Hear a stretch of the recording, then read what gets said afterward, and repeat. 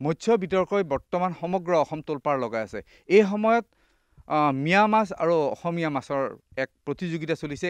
তেনে সময়ত অসমীয়া থলুৱা যুৱকসকলে মৎস্য ব্যৱসায়ৰ লগত কেনেকৈ জড়িত হৈছে। একাংশ যুৱক আছে যিয়ে নি মৎস্য ব্যৱসায়টো তেওঁলোকে পেচা হিচাপে লৈছে, যাৰ ফলত বৰ্তমান তেওঁলোকে যথেষ্ট উন্নতি সাধন কৰিছে আৰু তেওঁলোকে আহ্বান জনাইছে যে অন্যান্য যিসকল মৎস্য ব্যৱসায়ী আছে তেওঁলোকেও যাতে এই ধৰণে আগবাঢ়িব পাৰে। মই 2006 চনৰ পৰা এই কামটোৰ লগত জড়িত হৈছিলোঁ, মানে মাছ খেতিৰ লগত জড়িত হৈছিলোঁ।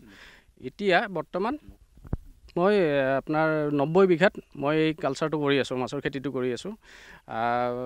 কি কয়, ইয়াতে বৰ্তমান এই ফাৰ্মখনত মোৰ 40 বিঘা আছে। এনেদৰে আৰু এখন মোৰ ফাৰ্ম আছে, সেইখন আপোনাৰ তাতে 50 বিঘা আছে। এটা পুখুৰী, সেইটোৰ নাম হ'ল মানে বলদেৱ পুখুৰী, যিটো আমাৰ দৰঙৰ বিখ্যাত পুখুৰী আৰু এইটো ৰজাদিনীয়া পুখুৰী। সেই পুখুৰীটো মোৰ লগতে আছে এতিয়া বৰ্তমান, সেইটোত কাম কৰি আছোঁ। মই আপোনাৰ পৰা জানিব যে আপুনি থলুৱা মাছৰ ইয়াতে প্ৰজননো কৰায় আৰু সেইসমূহ বিক্ৰী কৰে নে আপুনি নিজে ইয়াতে প্ৰজনন কৰি? হয়, এই ক্ষেত্ৰত আপোনাৰ মই যিহেতু দেখা পালোঁ যে মোৰ এতিয়া বৰ্তমান 40 বছৰ বয়স। মোৰ 20 বছৰ বয়সত মই যিখিনি মাছ দেখা পাইছিলোঁ, এই 40 বছৰ বয়সত মই সেই মাছখিনি দেখা পোৱা নাই। এনেদৰে আৰু যদি 20 বছৰ পিছত এতিয়া যিখিনি মাছ আছে সেইখিনিও নোহোৱা হ'বগৈ। সেইকাৰণে মোৰ অকণমান মানে চিন্তা কৰিলোঁ আৰু ধুনীয়াকৈ মানে ৱৰ্ল্ড ফিছ নামৰ অৰ্গেনাইজেশ্যন এটাৰ লগত মোৰ কথা বাৰ্তা হ'ল। তেওঁলোকৰ পৰা এটা প্ৰজেক্ট পালোঁ। প্ৰজেক্টটোৰ লগত এইটোৱে যে থলুৱা মাছৰ প্ৰজনন কৰি যাতে সেই বস্তুটো মানে আপোনাৰ কমাৰ্চিয়েলি ব্যৱহাৰ হয় আৰু প্লাছ পৰিৱেশত সংৰক্ষণ হয়, সেই মহৎ উদ্দেশ্যৰ আগত ৰাখি আমি কামটো কৰিলোঁ। এতিয়া বৰ্তমান মই আপোনাৰ মোৱা মাছৰ ইয়াতে ব্ৰিডিং কৰিছোঁ, পুঠি মাছৰ ব্ৰিডিং কৰিছোঁ, টেঙেৰা মাছৰ ব্ৰিডিং কৰিছোঁ, আপোনাৰ খলিহনা মাছৰ, দৰিকণা মাছৰ, এই গোটেইখিনি মাছৰ মই ব্ৰিডিং কৰিছোঁ। এতিয়া নেক্সট আকৌ এটা ষ্টেপ লৈছোঁ কি মই যে মোৰ ইয়াতে ওচৰতে ধুনীয়া এটা নদী আছে, নদীটোত মোৰ বামি মাছ পায়, পাভ মাছ পায় আৰু বৰালি মাছ পায়। চ' এই তিনিটা মাছৰো যাতে আমি অলপ কমাৰ্চিয়েলি কামটো কৰিব পাৰোঁ, তাৰ কাৰণে অহা 2 বছৰ 3 বছৰ মই এই বৰালি মাছ বা এই থলুৱা মাছখিনিৰ ওপৰতো আকৌ ৰিচাৰ্চ কাম এটা হাতত লৈছোঁ, সেইখিনি কাম কৰি যাম। আৰু মই এইটোৱে দেখা পাইছোঁ যে আপোনাৰ ৰৌ মাছ, ভকুৱা মাছ, এইবিলাক মাছ আমাৰ সচৰাচৰ অসমৰ পৰিৱেশত সিমান এটা ডাঙৰ নহয়, কিন্তু বৰালি মাছটোতো যথেষ্ট ডাঙৰ হয়। গতিকে মানুহে বৰালি মাছৰ খেতি কৰক, কম সময়ত বেছি উপাৰ্জন হ'ব, বেছি পইচা মুনাফা পাব আৰু বৰালি মাছৰ কিলোও যথেষ্ট বেছি। কিন্তু তাৰ মূল কাৰণ মানে সেইটো হ'ব যাওঁতে মেইন প্ৰব্লেমটো হৈছে কি পোৱালিটো নাপায়।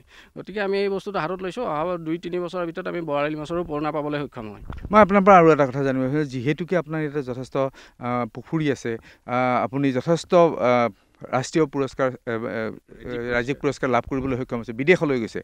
কি পৰিৱৰ্তন আছে আৰু যি মিয়া মাছ অসমীয়া মাছৰ এটা হেৰি চলি আছে, মানে গণ্ডগোল এটা লাগি আছে, এটা বিতৰ্ক চলি আছে, কি ক'ব?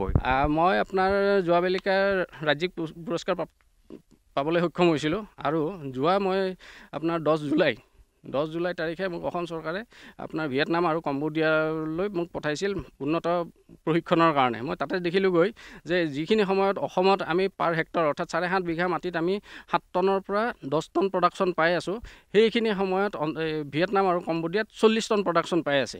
গতিকে এটা হিউজ গেপ এটা আছে, মানে খুব ডাঙৰ এটা হেৰি এটা ব্যৱধান এটা আছে। গতিকে সেই বস্তুখিনি আমি ভালকৈ ষ্টাডি কৰিলোঁ, পালোঁ, বুজি পালোঁ। আহি ইয়াতে এতিয়া যদি কাম কৰোঁ, আমি নিশ্চয় আমি অসমতো 40 টন নাপালেও আমি 20 টন 25 টন পাবলৈ সক্ষম হ'ম। মই আৰু এটা কথা জানিব বিচাৰিম যে এই যে বিতৰ্কটোত যি থলুৱা যুৱক আছে মৎস্য ব্যৱসায়ী, তেওঁলোকে সেইটো প্ৰত্যাহ্বান হিচাপে ল'ব পাৰিবনে? আপুনি ল'ব পাৰিবনে? একদম এইটো প্ৰত্যাহ্বান হিচাপে ল'ব লাগেই। কাৰণ কিয়, আপোনাৰ চব ক্ষেত্ৰতে আপোনাৰ এতিয়া মাজতে আমি ফৰ্মেলিন বুলি এটা বিৰাট ডাঙৰ হুই হাল্লা এটা হৈছিল, টেষ্ট কৰিছিল। কিন্তু যিটো মাছ কৈ আছে এতিয়া নগাঁও বৰপেটাৰ পৰা, সেই মাছখিনিতো কোনোদিনা টেষ্ট কৰা নাই যে তাতে কিমান ফাৰ্টিলাইজাৰ আছে, কিমান পেষ্টিচাইড আছে। গতিকে এই বস্তুখিনি চৰকাৰক অনুৰোধ কৰিছোঁ যাতে সেই মাছখিনিৰ ওপৰতো সেনেকুৱা এটা এক্সামিন হয় যে ফাৰ্টিলাইজাৰ কিমান আছে, পেষ্টিচাইড কিমান আছে।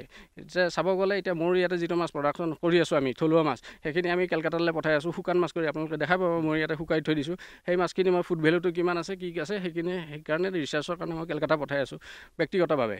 তাতে ৰিজাল্টটো পোৱাৰ পিছত আমি ৰাইজক ক'ব পাৰিম যে মোৰ ইয়াতে মাছৰ ফুড ভেলু এইখিনি বস্তু আছে। গতিকে চৰকাৰক মই এটা অনুৰোধ জনাইছোঁ যাতে এইখিনি কাম তেওঁলোকে কৰে, তেতিয়াহ'লে কমচে কম আমাৰ অসমীয়া মানুহখিনি বাচিব। নহ'লে যিটো হাৰত বেমাৰ আৰম্ভ হৈছে, ডায়েবেটিছ হওক, কিবা হওক, বহুত নানান ধৰণৰ কিডনি ফেইল হওক, লিভাৰ ডেমেজ হৈ আছে। গতিকে এই বস্তুখিনি বাচিব। যেনেকৈ আপোনাৰ পাচলিৰ ক্ষেত্ৰত আপোনালোকে অকল ষ্ট্ৰিক্ট হৈছে, মাছৰ ক্ষেত্ৰতো ষ্ট্ৰিক্ট হওক। আৰু অসমীয়া মানুহখিনিক কৈছোঁ, অসমীয়া যিখিনি থলুৱা উদীয়মান মানে ফিছ ফাৰ্মাৰ হওক বা খেতি কৰিম বুলি ওলাই আহিছে, সেইখিনি মানুহক কৈছোঁ যে ধৈৰ্য ধৰক আৰু কাম কৰক, ৰেগুলাৰ কাম কৰক। আজি মই 16 বছৰ 20 বছৰ কাম কৰিলোঁ, আৰু 20 বছৰ মই 7.5 বিঘা মাটি দি আৰম্ভ কৰিছোঁ, এতিয়া মোৰ 90 বিঘা মাটি। গতিকে জ্বলন্ত প্ৰমাণ মই আছোঁ, আৰু কিবা লাগিলে মোক ফোন আপুনি যোগাযোগো কৰিব পাৰে, আৰু যি হেল্প লাগে মই কৰিবলৈ ৰেডি আছোঁ।